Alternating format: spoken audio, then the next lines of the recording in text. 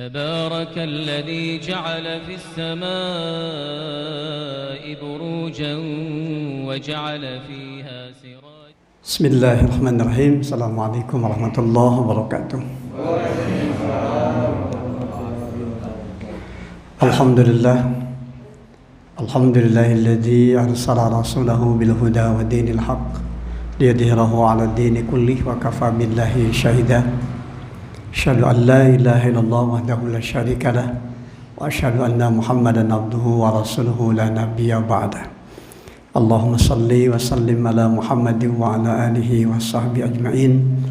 فقال الله تعالى في القرآن الكريم: أعوذ بالله السميع العليم من الشيطان الرجيم وتركنا عليه في الآخرين. صدق الله العظيم.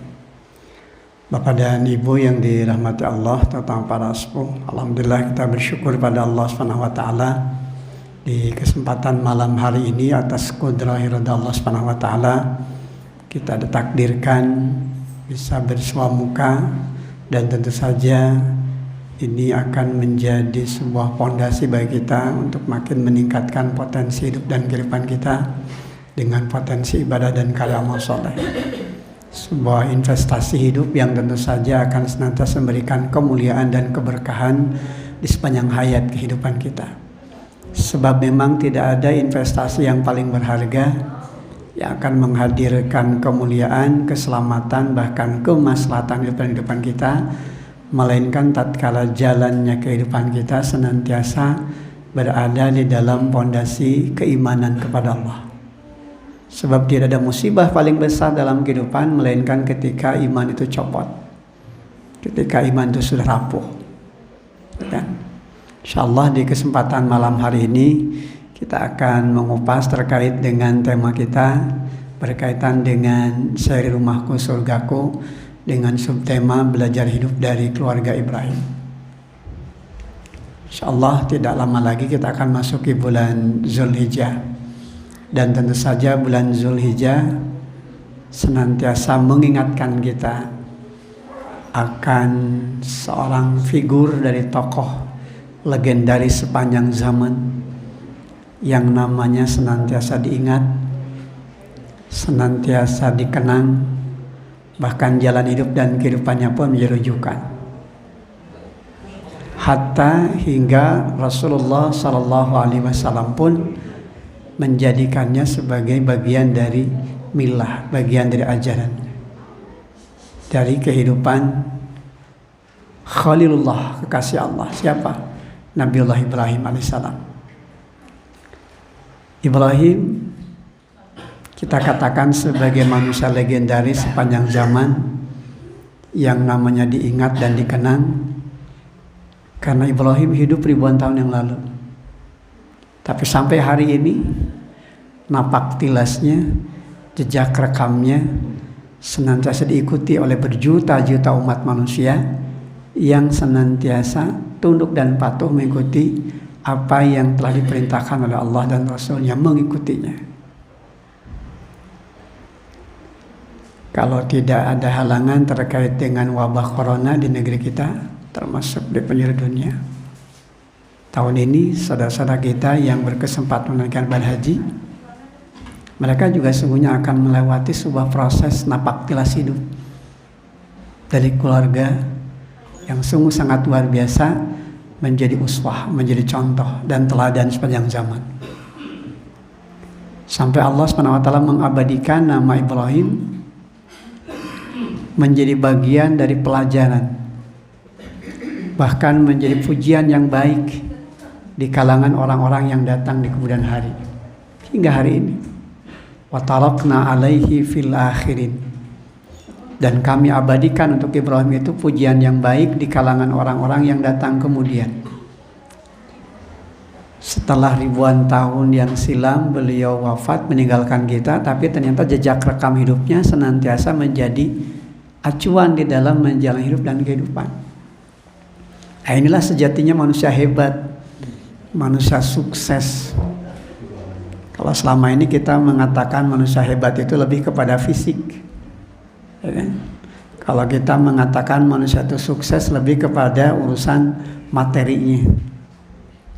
Tapi ternyata kalau kita kembalikan kepada Al-Quran, ternyata sisi kesuksesan, sisi kehebatan manusia itu bukan terletak hanya pada persoalan fisik atau materinya, tapi pada jejak langkah perjuangannya. Kalau dia sudah wafat ribuan tahun yang silam, tapi kemudian namanya tetap dikenang, tetap diingat, itulah manusia hebat. Itulah manusia yang sukses.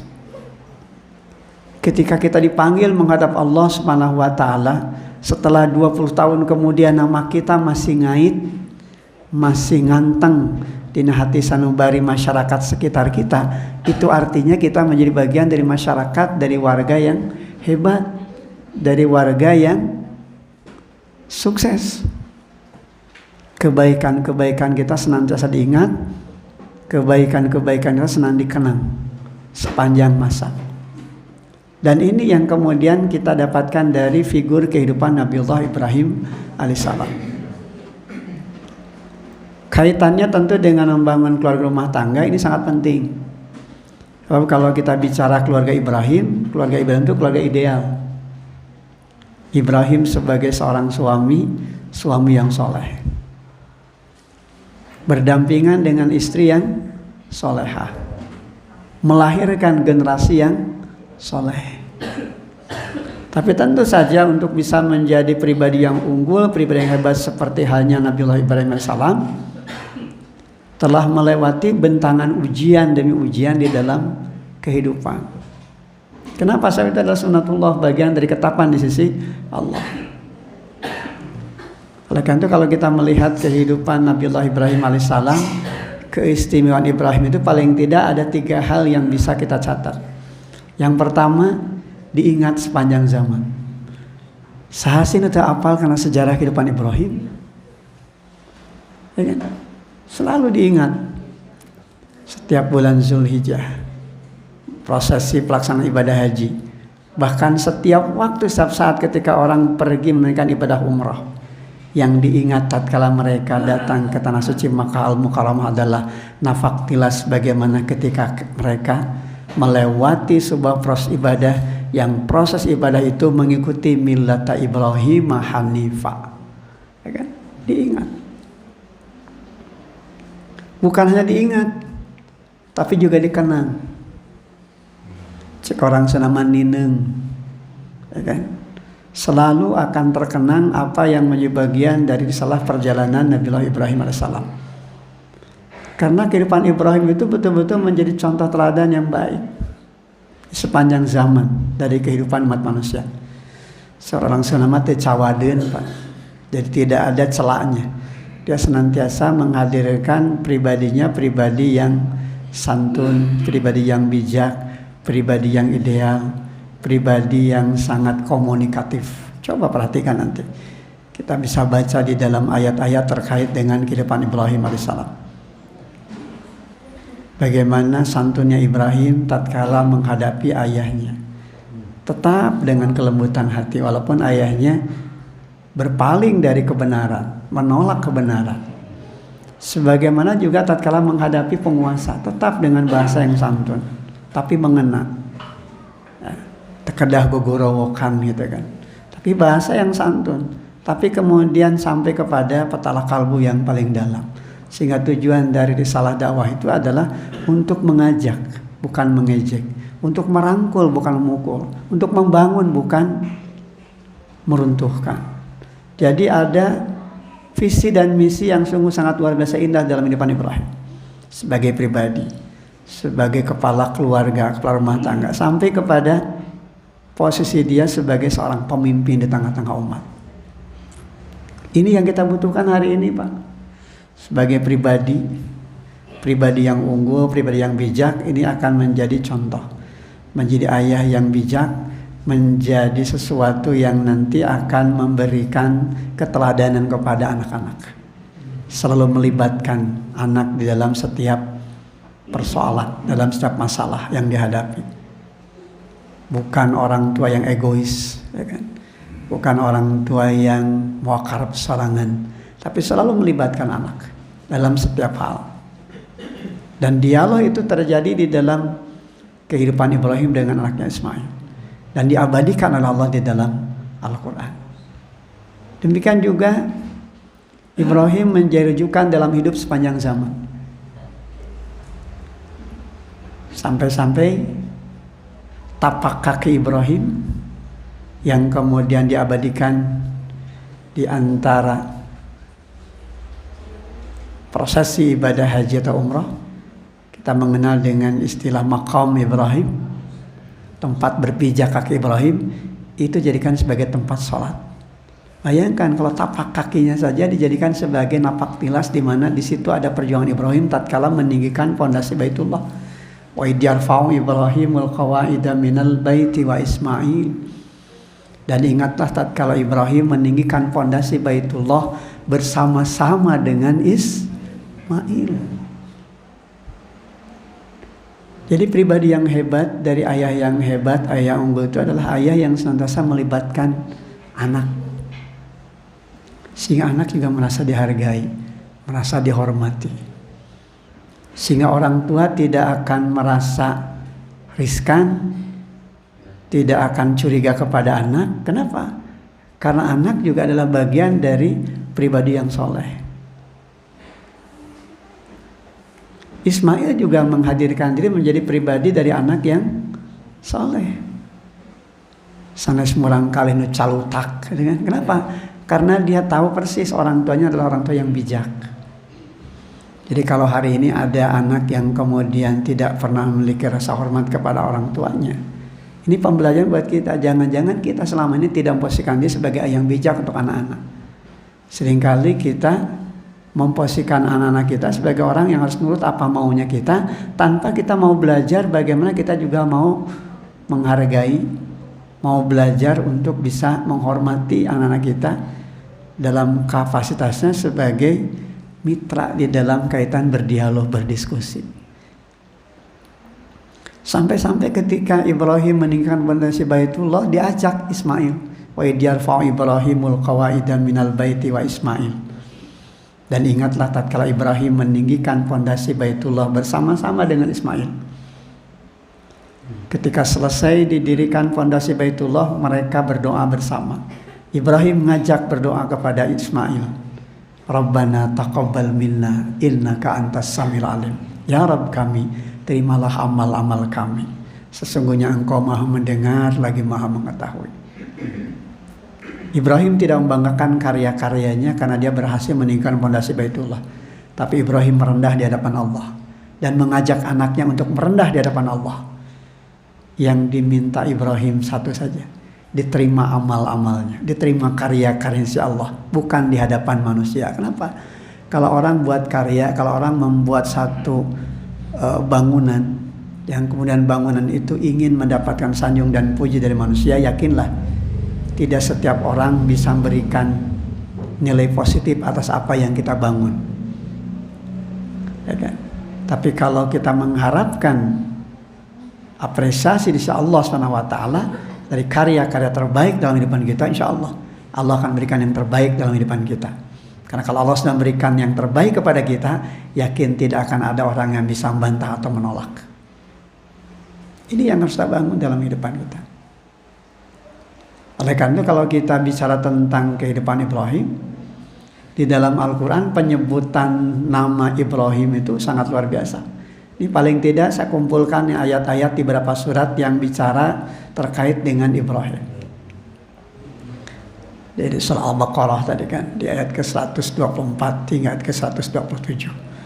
Kemudian di surah Al-Baqarah di ayat ke-130 hingga ayat 133. Lanjut sampai ke bawah di surat Ali Imran di ayat ke-65. Kemudian juga di surah yang lain. Ya kan? Ayat-ayat ini memberikan gambaran, memberikan pelajaran kepada kita. Penyebutan langsung nama Ibrahim di sisi Allah SWT menggambarkan bahwa Ibrahim itu memang Khalilullah, kekasih Allah, yang jejak langkah hidupnya senantiasa akan menjadi rujukan bagi mereka-mereka yang ingin menemukan kehidupan yang mulia, kehidupan yang unggul. Masih kita juga temukan ayat-ayat di dalam surat dan ayat berikutnya. Surah Hud sampai surat An-Nahl 1 dan 3. Kemudian berikutnya kita juga temukan di ayat yang lain. sampai di surah Al-Hajj 43. Kemudian juga masih di penyebutan tentang kaitan Ibrahim di surat Al-A'la di ayat ke-19. Bapaknya para nabi. Ya kan? Bapaknya tauhid. Yang dalam kehidupannya tidak pernah melakukan perbuatan syirik, tapi dalam doanya ada kalimat wa tub alaina, dan terimalah taubat kami. Bayangkan coba. Dalam hidupnya tidak pernah melakukan tindakan syirik, tapi ternyata dia senantiasa bermohon kepada Allah. Di antara rangkaian doa setelah kalimat Rabbana waj'alna muslimaini laka wa min dzurriyyatina ummatan muslimatan lak wa arina manasikana wa tub alaina innaka antat tawwabur rahim.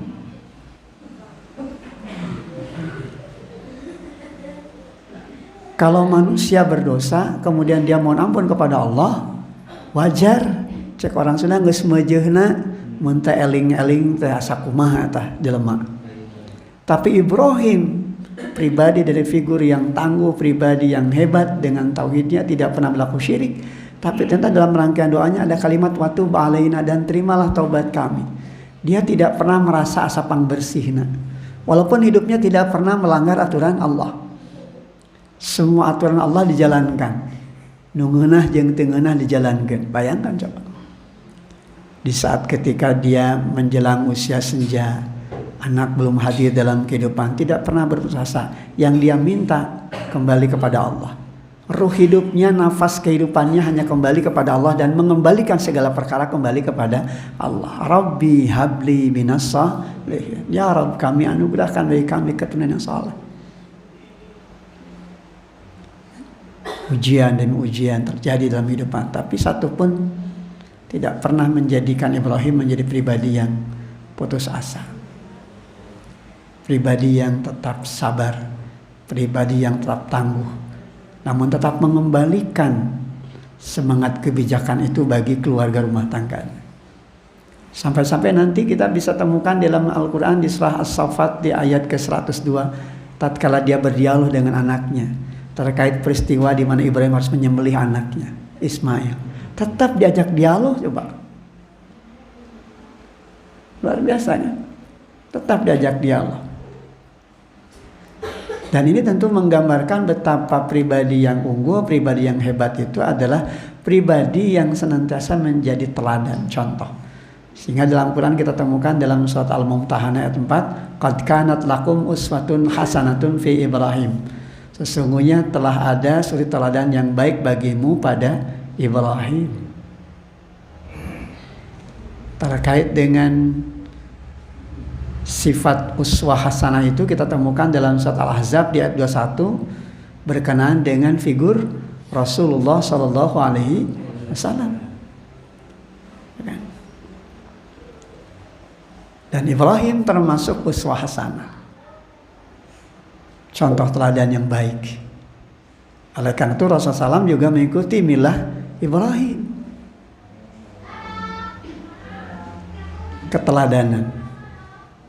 Dan ini kunci sukses kehidupan rumah tangga itu diawali dari keteladanan, contoh, bukan dengan perintah. Seorang sunama istilah bentik curug balas nunjuk, capetang balas miwarang, tak gitu. Rasulullah SAW itu termasuk Ibrahim itu adalah pribadi yang senantiasa memberikan contoh keteladanan pada dirinya terlebih dahulu. Sebelum dirinya berharap anaknya menjadi pribadi yang soleh, maka dia menyolehkan dirinya terlebih dahulu. Jadi bukan pribadi yang egois, bukan pribadi yang hanya menang sorangan, tapi pribadi yang betul-betul kembali kepada kebijakan hidup, di mana kesolehan seorang ayah itu akan menjadi pilar penting bagi membangun generasi yang juga soleh. Sehingga dalam keluarga rumah tangga juga seperti itu bangunannya.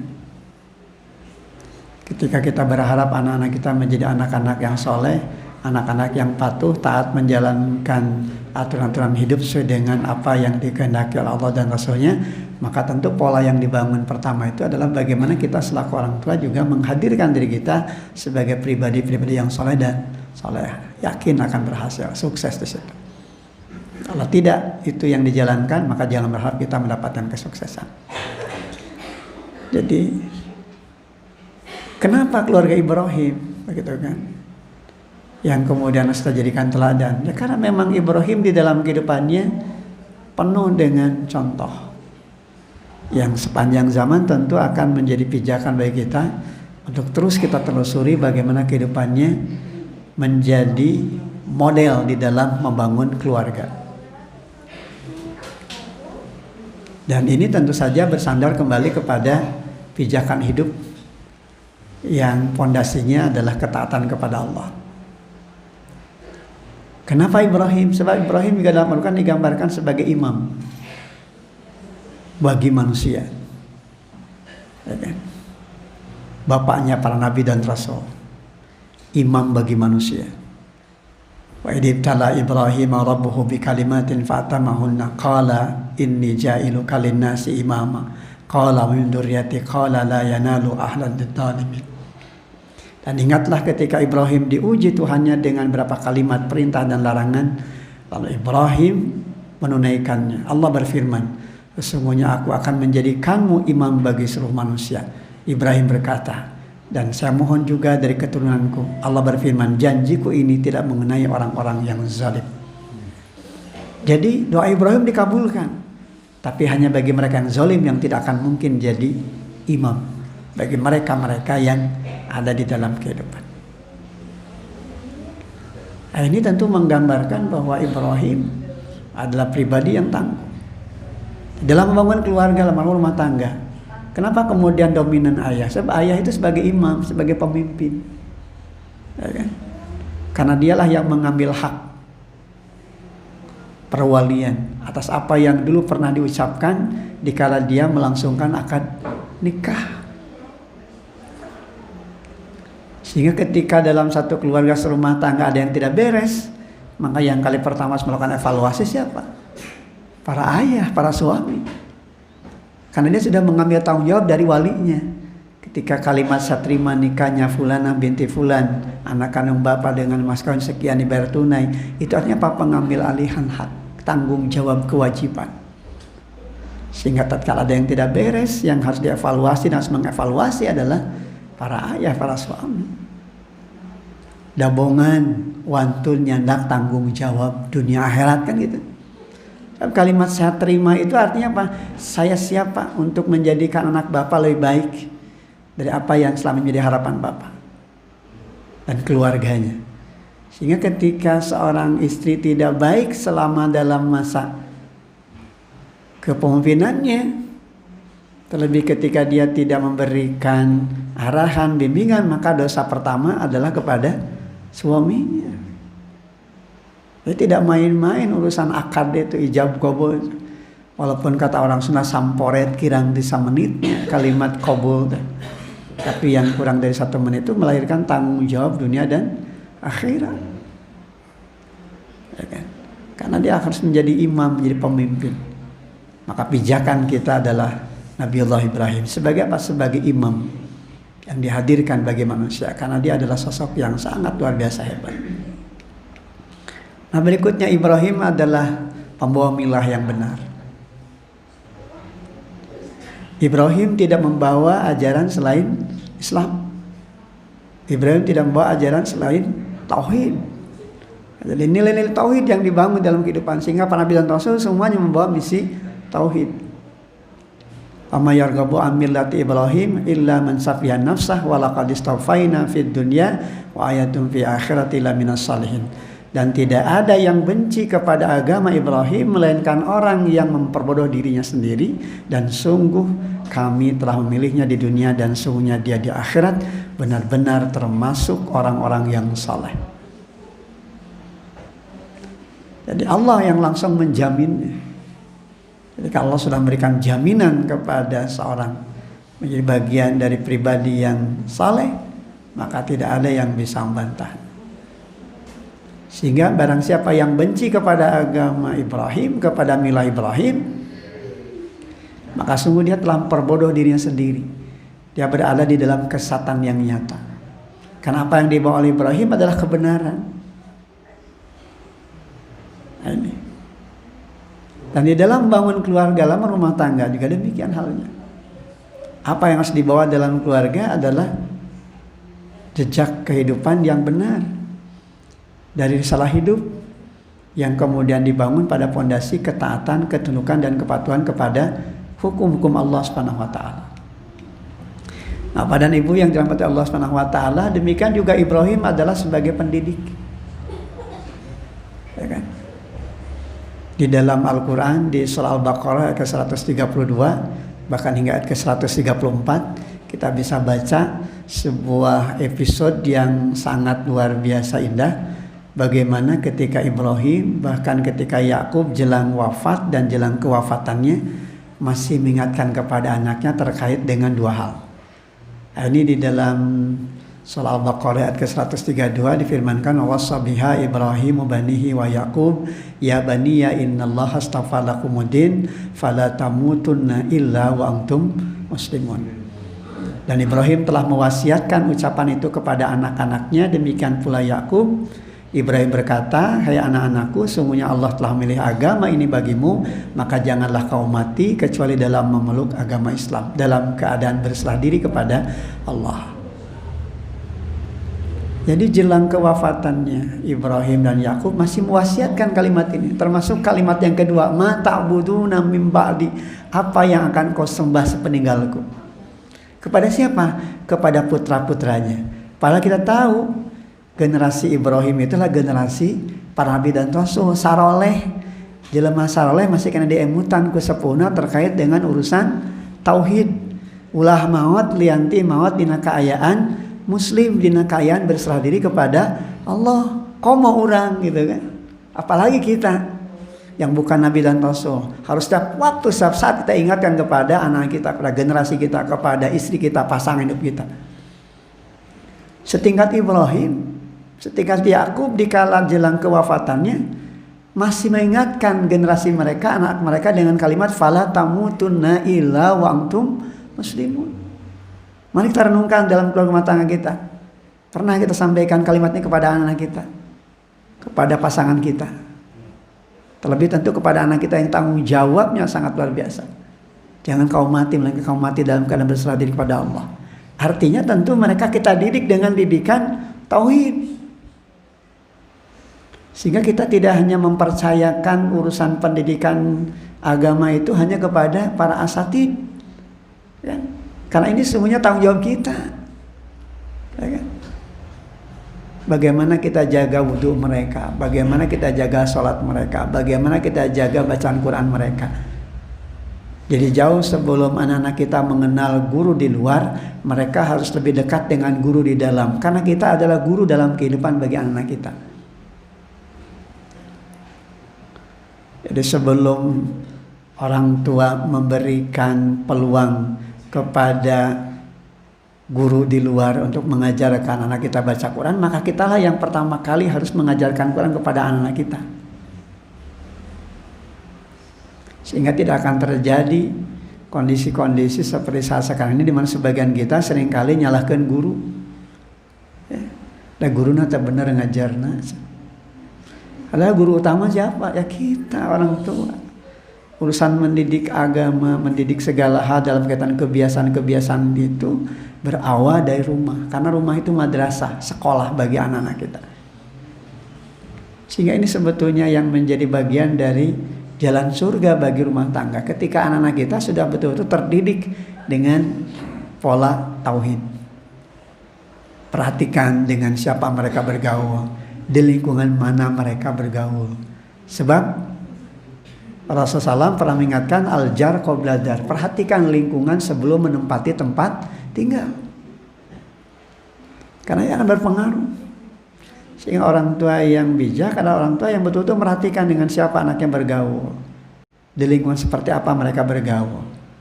Pola pergaulannya seperti apa. Karena nanti akan berpengaruh terhadap pola fikir, pola sikap dan tindak anak di masa yang akan datang. Tapi ketika mereka sudah dewasa.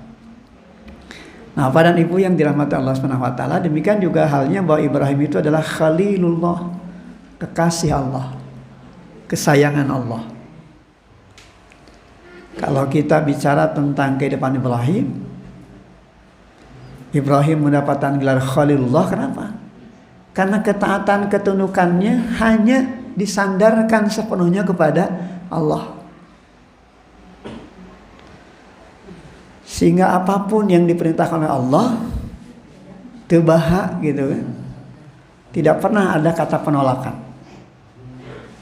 Sehingga ini yang kemudian menjadi bahan pembelajaran bagi kita, bagaimana kita juga dalam bangun keluarga, dalam bangun rumah tangga itu menghadirkan nilai-nilai kasih sayang. Sebagaimana Ibrahim mendapatkan jalur Khalilullah, kekasih Allah, karena hidupnya selalu dalam ketaatan, ketundukan dan kepatuhan menjalankan aturan-aturan Allah.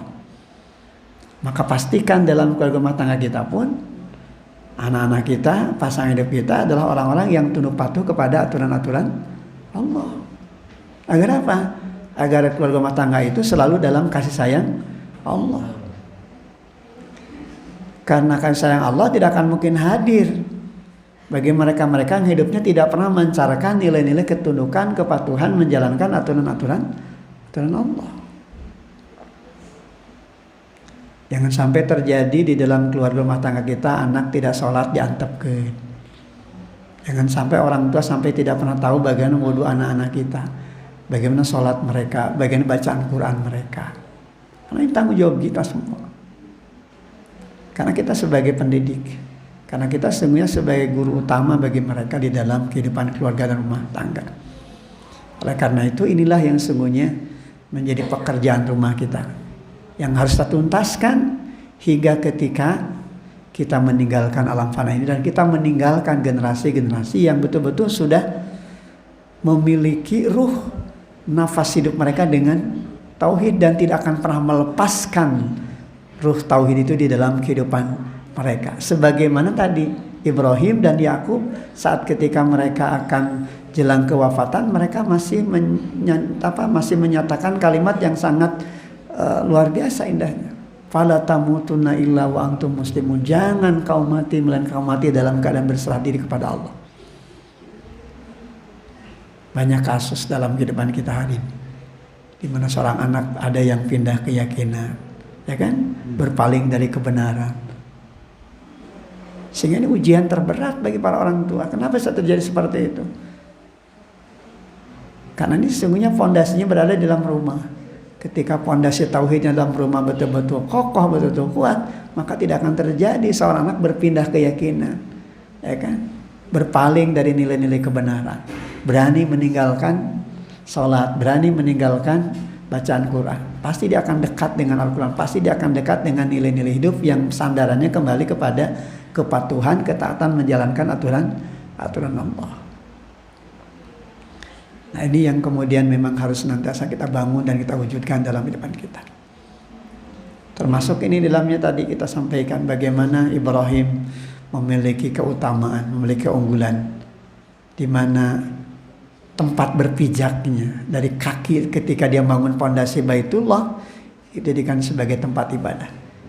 Bayangkan berapa puluh juta, berapa ratus juta orang yang sudah pernah melewati makam Ibrahim di saat prosesi tawaf. Setelah selesai tawaf, mereka ke belakang makam Ibrahim itu apa? Untuk melaksanakan sholat 2 rakaat. Sebagai bagian dari apa? Sebagai bagian dari ketundukan, kepatuhan menjalankan aturan Allah. Dan itu yang kemudian bagian dari doa Ibrahim. Ketika Ibrahim menyatakan wa arina manasikana, dan tunjukkan pada kami cara-cara ibadah kami, maka Allah pun berikan petunjuk bagaimana cara ibadah. Dan salah satu di antara rangkaiannya adalah ketika umat manusia yang mengaku dia muslim, tatkala mereka ibadah haji atau ibadah umrah, dikala ketika mereka sedang tawaf, maka tatkala mereka selesai tawaf, mereka bergeser, bergerak menuju ke belakang makam Ibrahim untuk melaksanakan sholat 2 rakaat. Tepat di belakang makam Ibrahim. Untuk apa? Untuk mengingatkan kembali di situ ada perjuangan ketika Ibrahim meninggikan pondasi Baitullah. Demikian juga istrinya kan, Siti Hajar. Tatkala proses sa'i antara Safa dan Marwah, telah gambaran tentang perjuangan, dijadikan sebagai napak tilas hidup. Siapapun mereka yang menaikkan ibadah haji dan umrah dalam kaitan tawaf, sa'i, pasti dilakukan itu. Dan itu adalah bagian dari rukun ibadah yang tidak boleh ditinggalkan.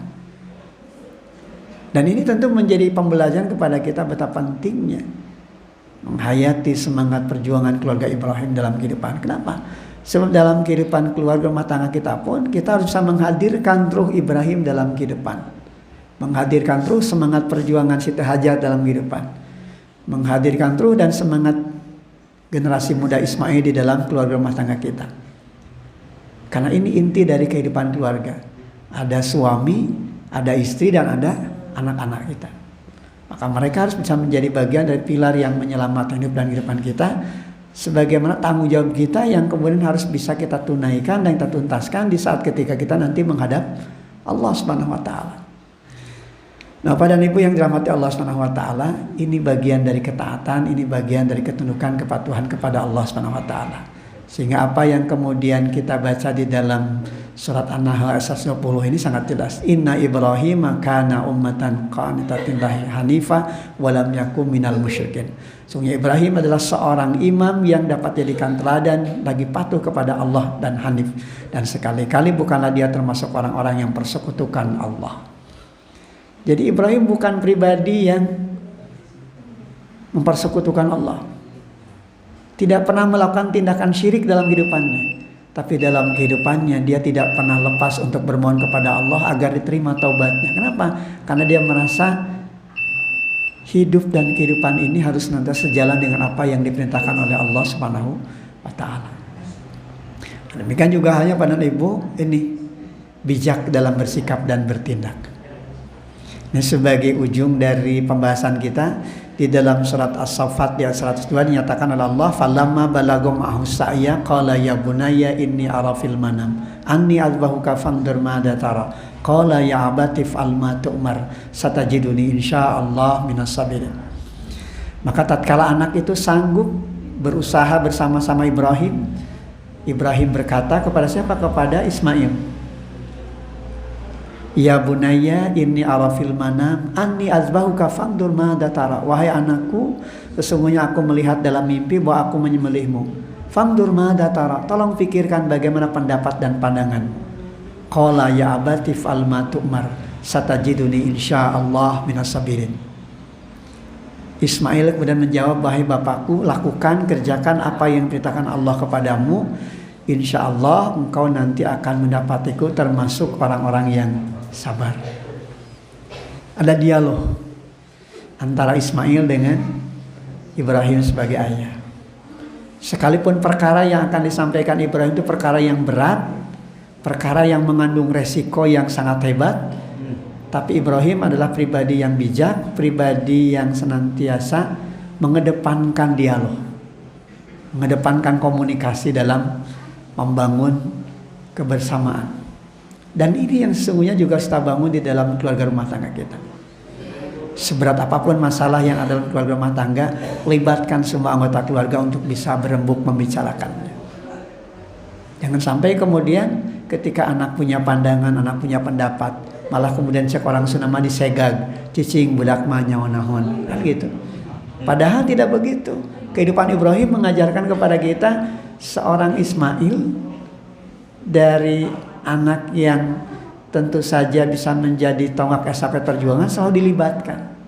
Sampai dalam peristiwa ketika Ibrahim dalam mimpinya harus menyembelih anaknya Ismail, diajak serta untuk berdialog.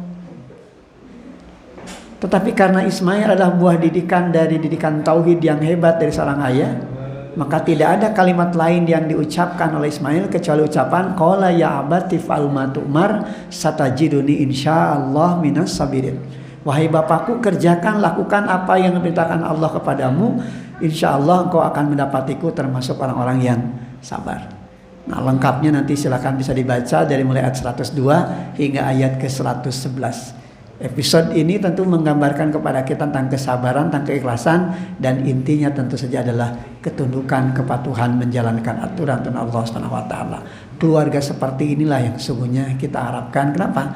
Karena dari keluarga seperti inilah insya Allah akan lahir generasi-generasi yang tangguh, dari generasi yang hebat, yang pondasinya selalu kembali kepada aturan Allah. Sebab tidak akan ada bangunan dari satu rumah tangga yang hebat manakala pondasinya tidak kembali kepada agama. Akan sedikit ketika Rasulullah menyampaikan tunkahul mar'ah li arba'in, dinikahi oleh engkau wanita itu dengan 4 perkara. 5 liha karena hartanya, wali hasabiha karena nasabnya, wali jamaliha karena kecantikan atau ketampanannya, kemudian yang keempat wali diniha karena agamanya. Kata Nabi, fadfar bidatidin taribat yadak, maka pilih oleh kamu agamanya karena agama itu akan membahagiakan, agama itu akan menguntungkan. Artinya apa?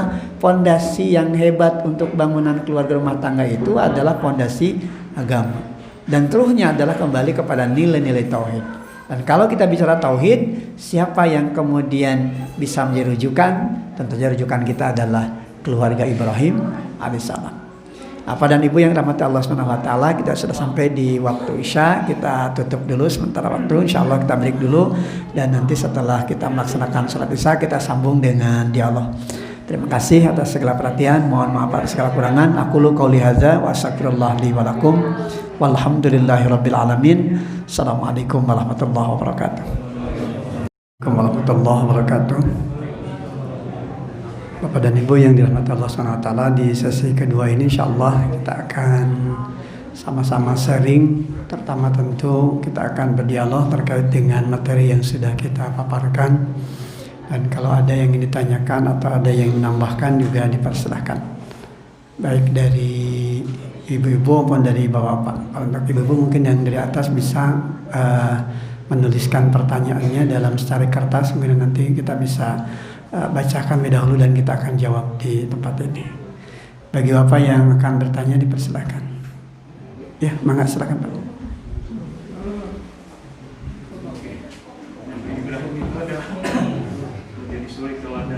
Ya.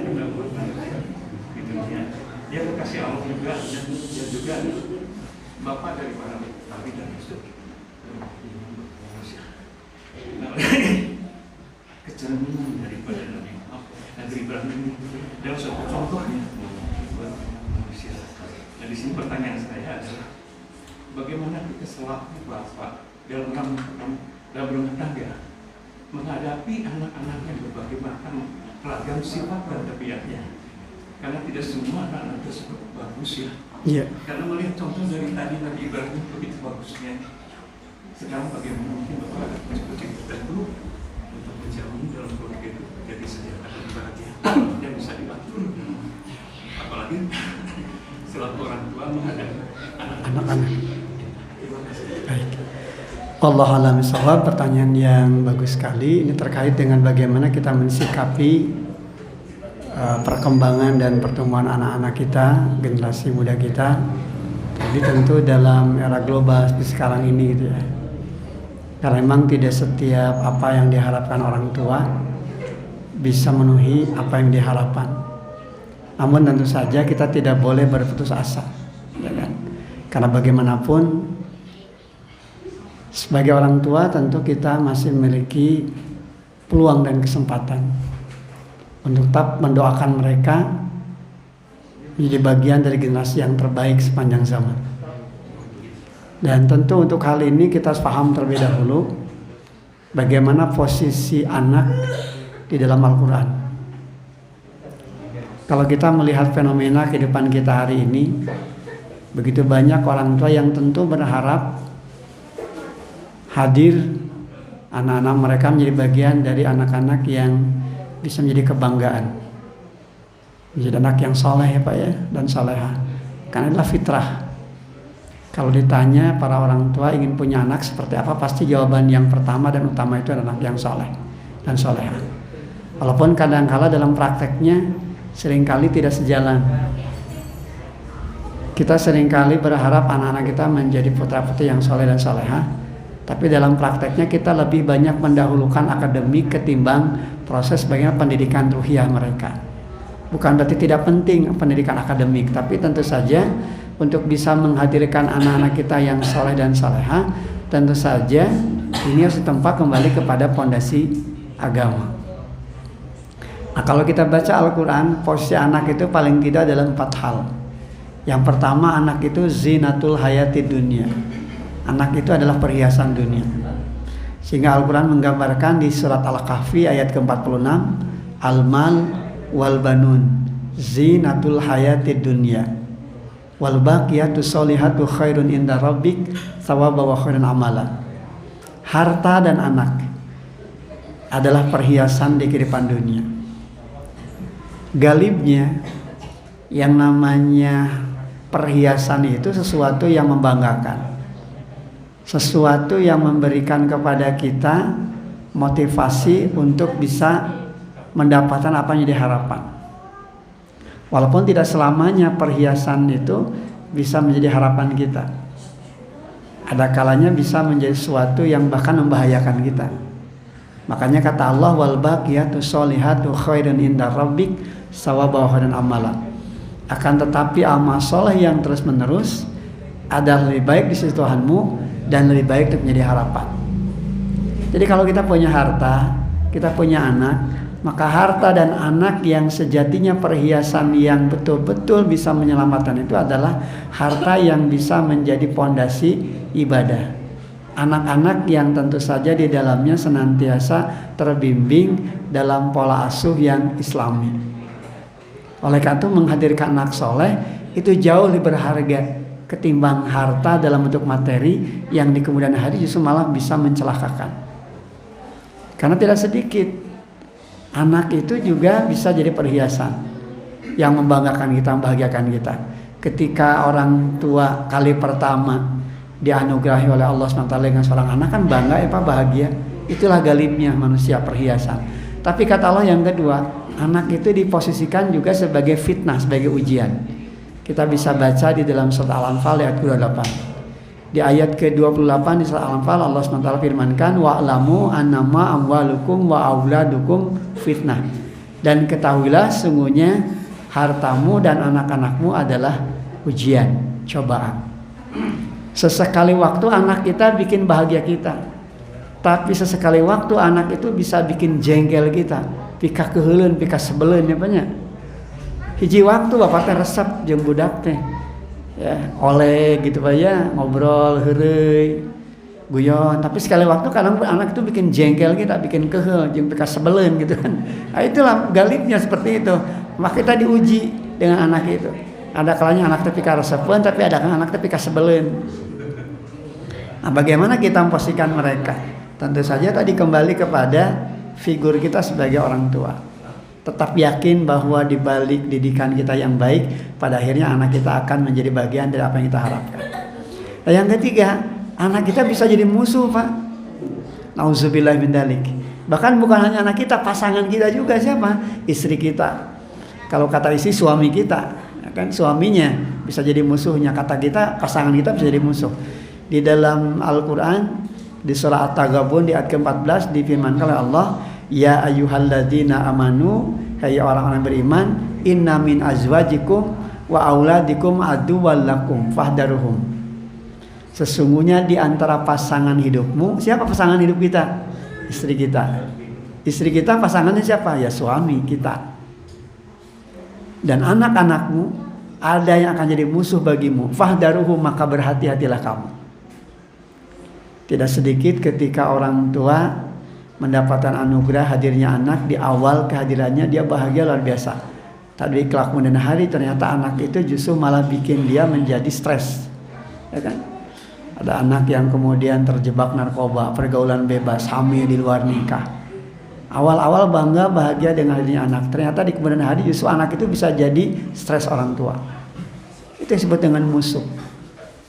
Anak yang awalnya didik dengan didikan yang baik, tiba-tiba dia berpaling dari kebenaran, ya kan?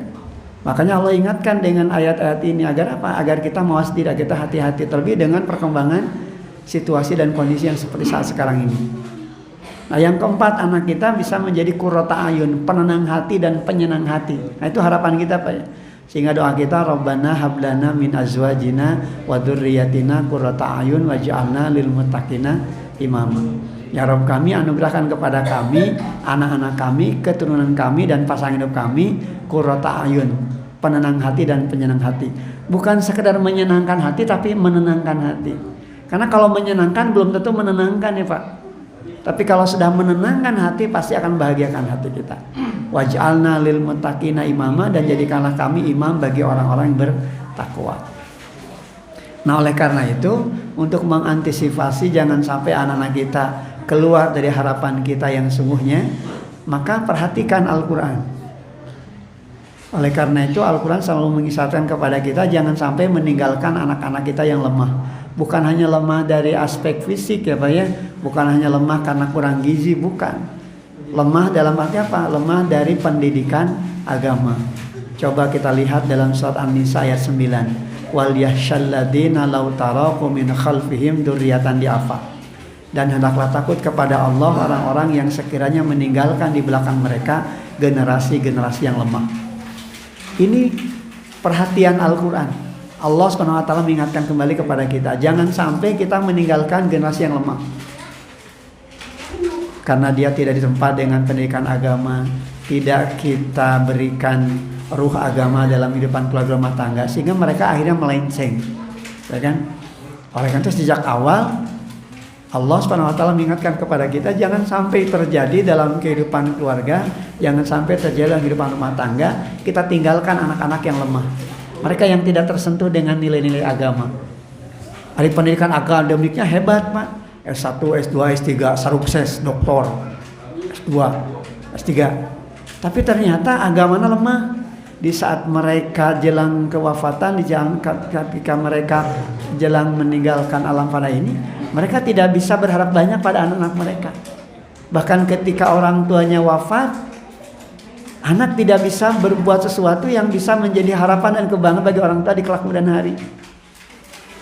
Tidak sedikit ada orang tua yang meninggal, anak bengong, anak bingung apa yang harus dilakukan, dia tidak mengerti. Kenapa? Karena tidak dibekali anak-anak kita dengan pendidikan agama, tidak kita sibuk dengan celupan agama.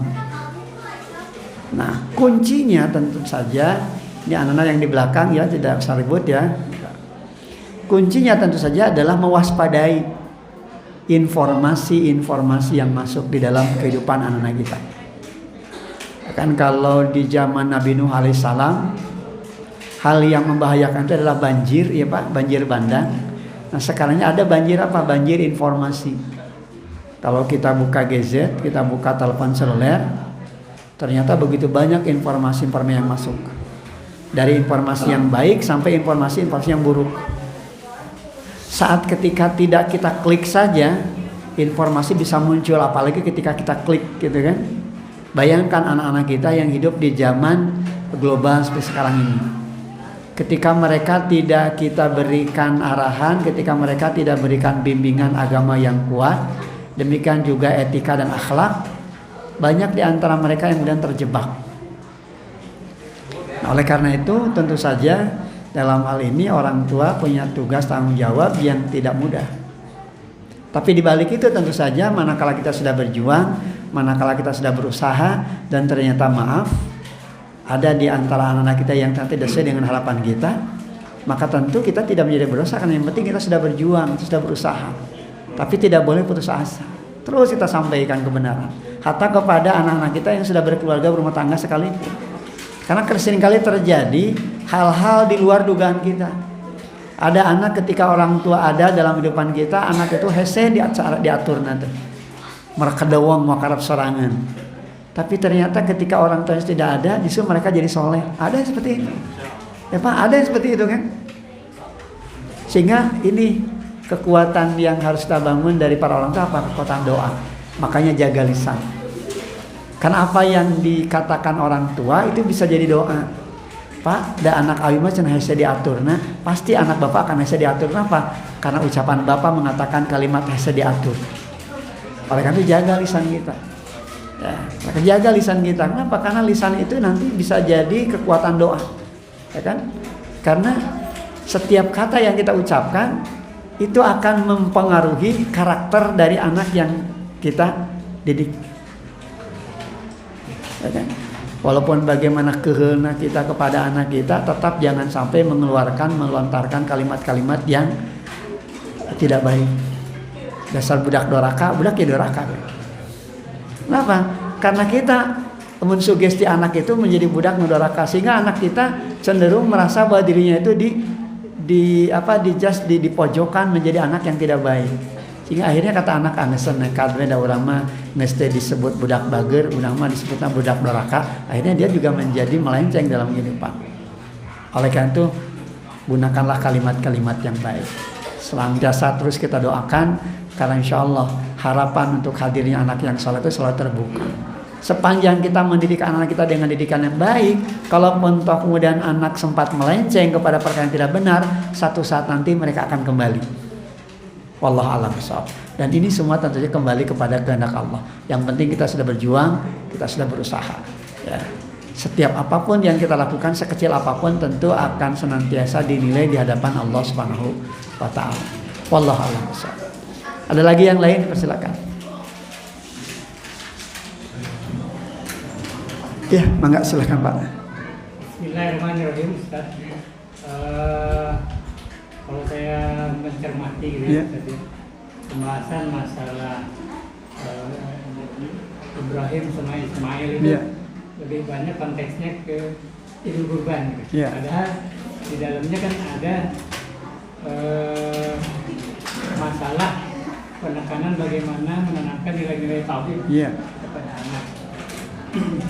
Nah, yang di Quran yang saya cermati, pembahasan mengenai bagaimana hubungan antara orang tua dengan membangun anak itu ada Ibrahim, ada Luqman, ada Nabi Muhammad. Nah, ini saya tanyakan dari ketiga itu penekanannya seperti apa Pak Ustaz?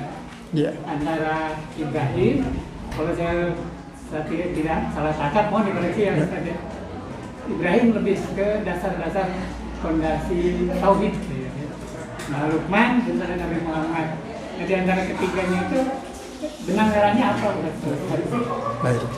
Wallahu a'lam bishawab. Jadi intinya sesungguhnya kalau kita lihat pola yang dibangun dalam kehidupan Rasulullah SAW, demikian juga Luqman al-Hakim maupun Ibrahim alaihissalam, benang merahnya tauhid. Tapi kalau kita bicara tauhid, tentu tidak hanya pada urusan tauhid saja.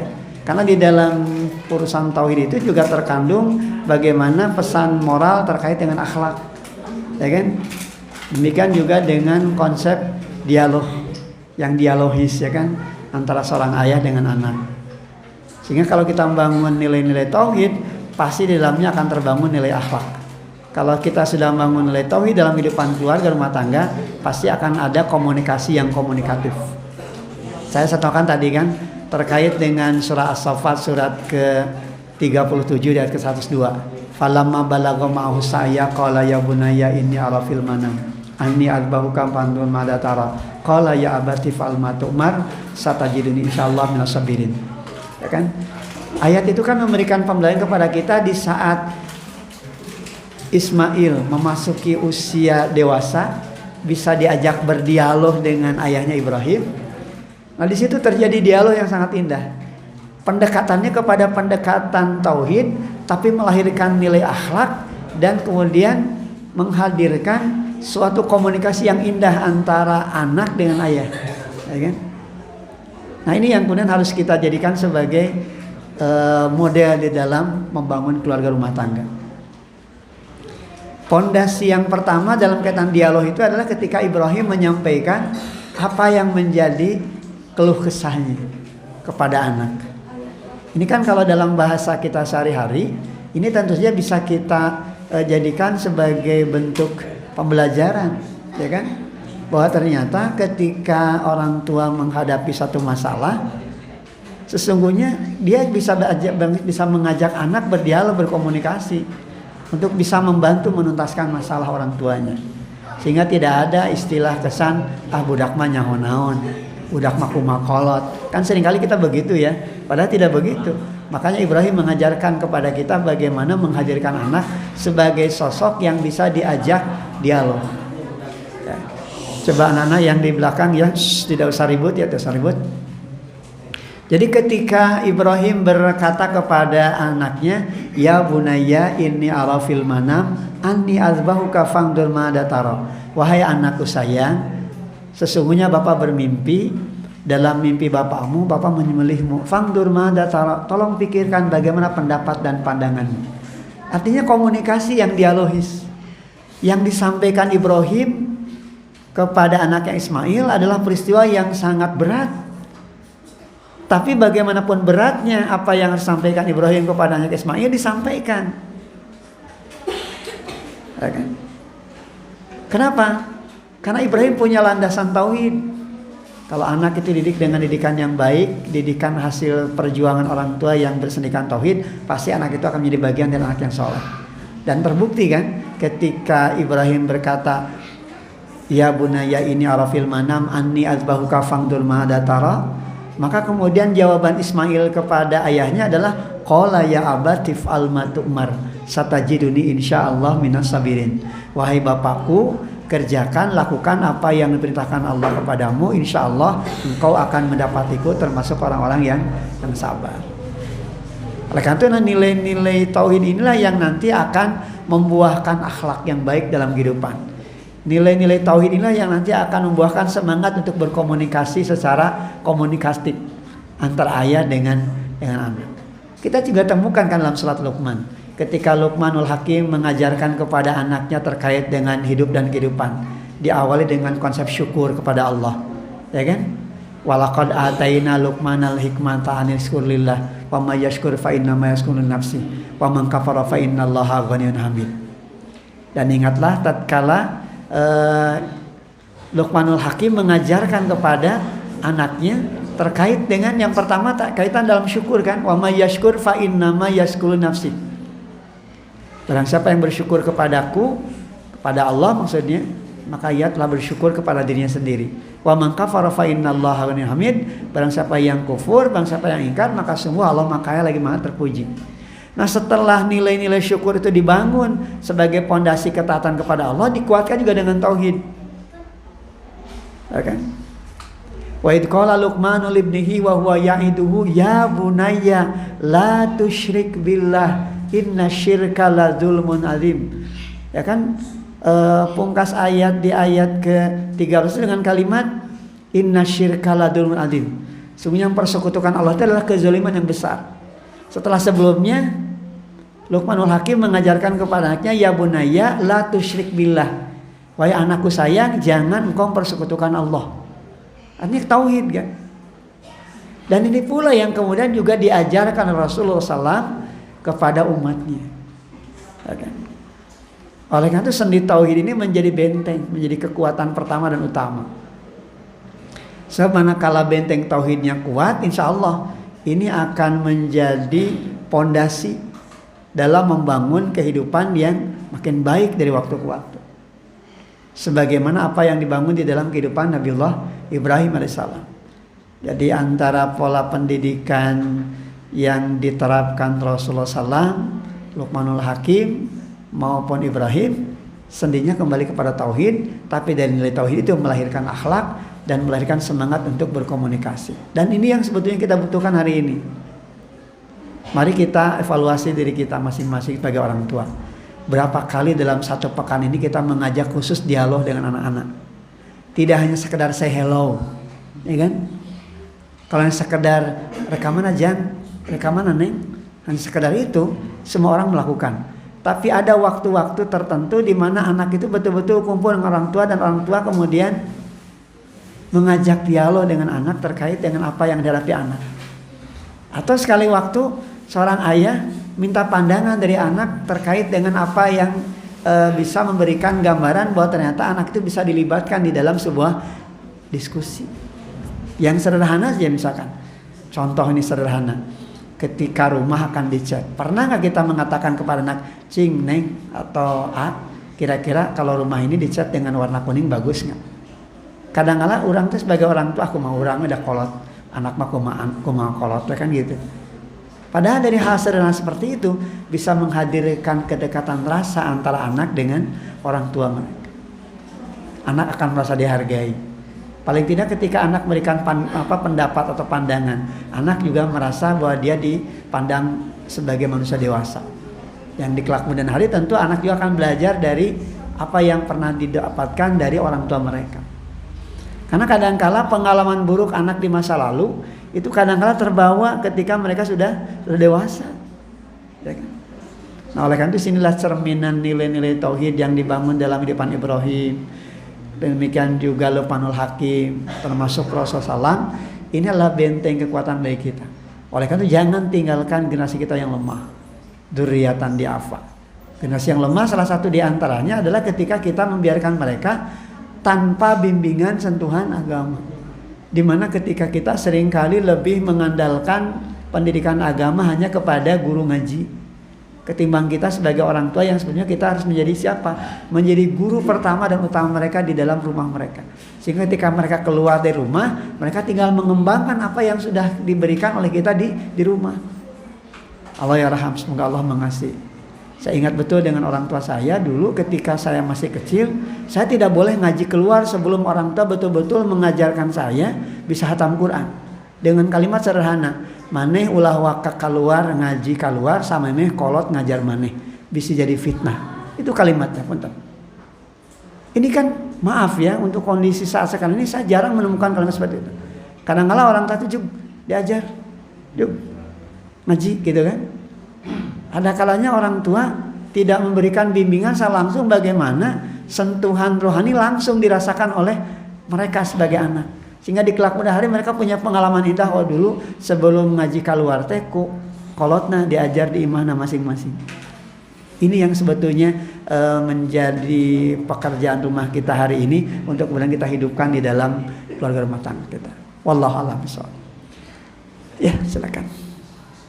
Ada jamaah yang bertanya. Pertanyaan pertama, pada usia berapa orang tua menanggung dosa anaknya?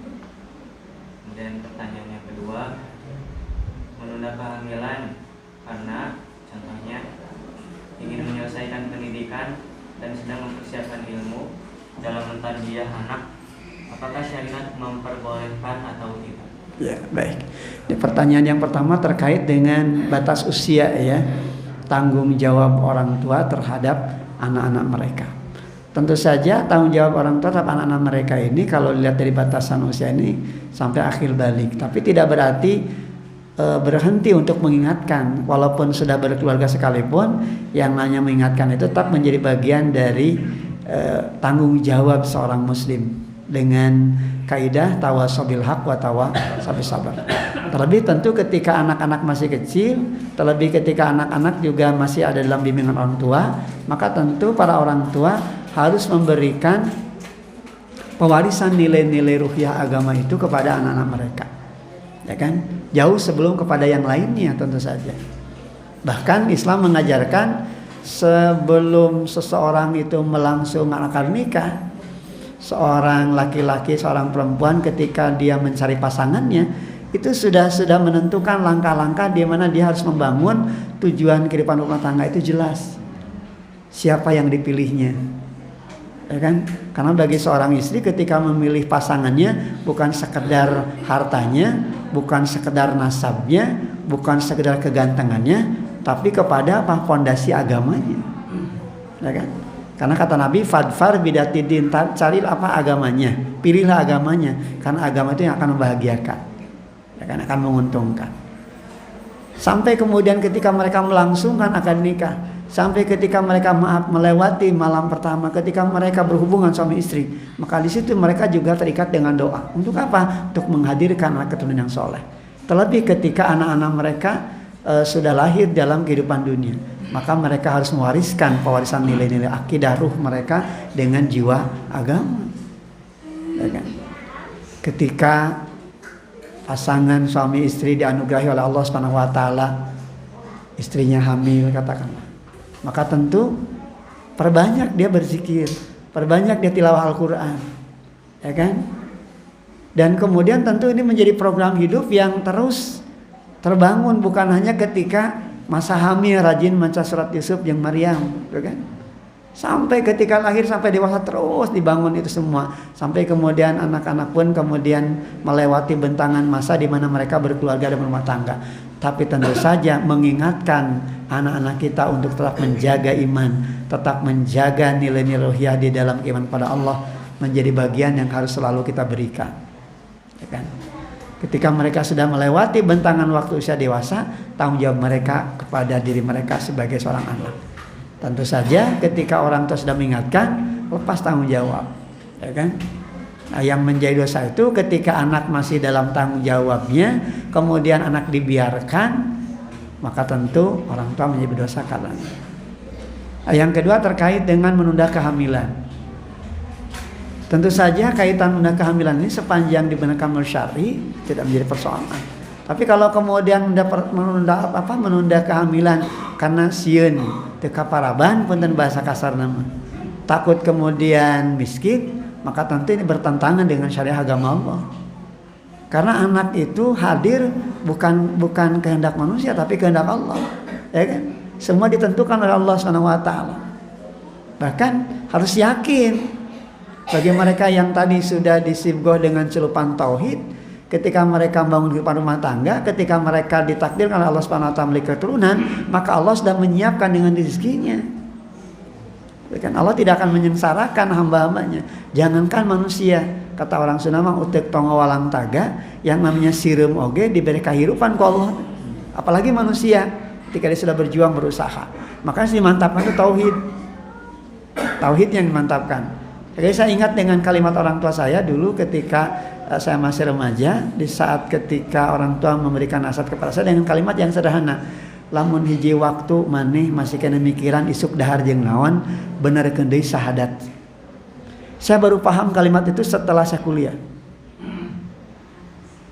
Di rumah maneh masih kena mikiran isuk dahar jeung naon, benerkeun deui syahadat.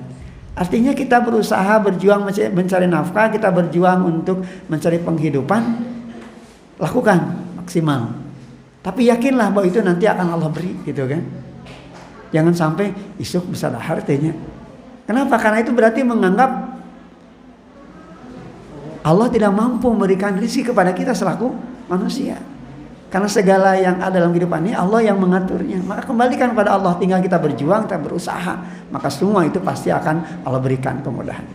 Dan sepanjang itu diniatkan karena Allah, insya Allah Allah akan berikan jalannya. Kenapa? Karena Allah tidak akan membiarkan hambanya, ya kan? Ketika dia berjuang, ketika dia berusaha. Ada kan? Bahkan jangankan di kalangan mereka-mereka yang beriman, hatta di kalangan mereka yang ingkar pun kalau mereka berjuang, mereka berusaha, mereka Allah beri, gitu kan?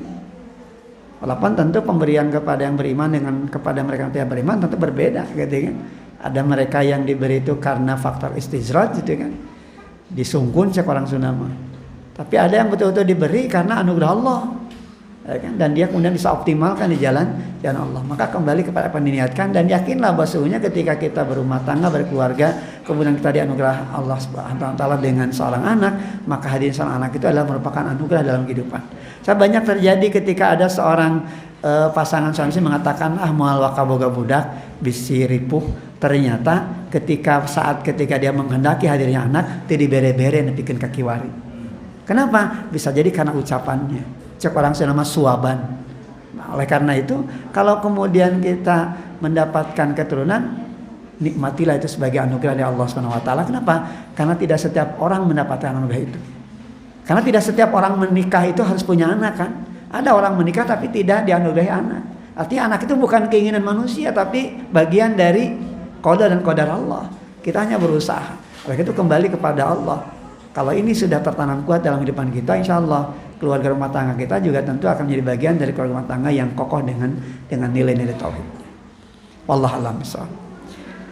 Baik, masih ada yang ditanyakan atau cukup jawabannya? Kalau sudah tidak ada, kita pungkas dengan doa. Semoga pertemuan kita malam hari ini menjadi ilmu, menjadi pencerahan bagi kita. Kalau ada yang salah tentu semata-mata dari kekeliruan dan kesalahan saya sendiri karena kealfaan saya. Mudah-mudahan Allah Subhanahu wa taala senantiasa mengampuni dan tentu saja kita senantiasa diberikan kesanggupan kemampuan untuk terus menghadirkan keluarga rumah tangga kita menjadi bagian dari keluarga rumah tangga yang di dalamnya tentu ruh tauhid menjadi nafas di dalam kehidupan kita.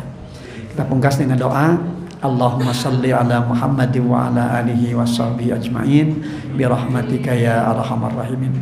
Allahumma inna nas'aluka bi anna lakal hamda la ilaha illa anta ya hannanu ya mannan ya badi'as samawati wal ard ya dzal jalali wal ikram. Rabbana la tuzigh qulubana ba'da idh hadaitana wa hab lana min ladunka rahmah innaka antal wahhab. Rabbana hab lana min azwajina wa dhurriyyatina qurrata a'yun waj'alna lil muttaqina imama. Rabbana ighfir lana wa li ikhwanina alladhina sabaquna bil iman wa la taj'al fi qulubina ghillan lil ladzina amanu rabbana innaka ra'ufur rahim. Rabbana hab lana min azwajina wa dhurriyyatina qurrata a'yun waj'alna lil muttaqina imama. Rabbana ighfir lana wa liwalidayna warhamhuma kama rabbayana shighara. Allahumma barik lana fi umrina wa barik lana fi dhurriyyatina wa barik lana fi jihadina wa barik lana fi rizqina wa barik lana fi hayatina. Hasbunallah wa ni'mal wakil, ni'mal maula wa ni'man nasir.